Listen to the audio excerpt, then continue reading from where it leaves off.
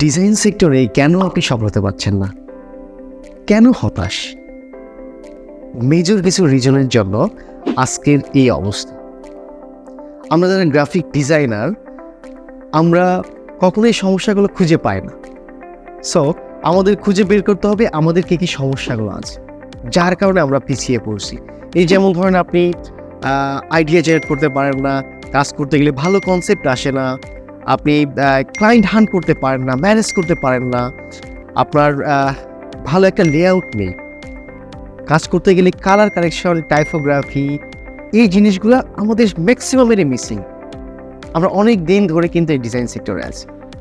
এই সকল সমস্যা যদি সমাধান করতে পারেন, তাহলে আপনি ডিজাইন সেক্টরে লিড করতে পারবেন। যে কোনো একটা বিষয়ে এক্সপার্ট হতে হবে, তাহলে দেখবেন আপনার অভাব থাকছে না, আপনি ভালো ইনকাম করতে পারছেন। আপনারা যারা অ্যাডভান্স গ্রাফিক ডিজাইন শিখতে চান, ইন্টার্ন একাডেমির আলটিমেট ডিজাইন হ্যাক্স আপনাদের জন্য, যেখানে থিওরি এবং প্র্যাকটিক্যাল প্রজেক্ট বেসিসের মাধ্যমে সকল সমস্যার সমাধান করা হবে, যা আপনার স্কিল ডেভেলপমেন্টে অনেক বেশি ভূমিকা রাখবে।